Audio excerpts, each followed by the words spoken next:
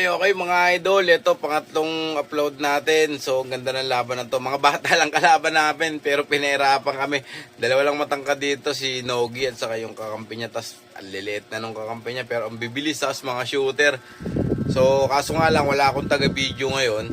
So nakatutok lang to dun sa may kung saan yung court namin. Alam niyo naman madalas ganun ginagawa ko. So ang lupit ng pinakita dito, best player dito si Laki at saka si Yuri. Grabe ginawa ni Yuri dito, parang Kyrie Irving talaga. Tingnan nyo, panoorin nyo yung mga highlights. Let's go. Huwag nyo kalimutan mag-like, share, and follow mga idol ha. Comment na rin kayo mga idol. God bless.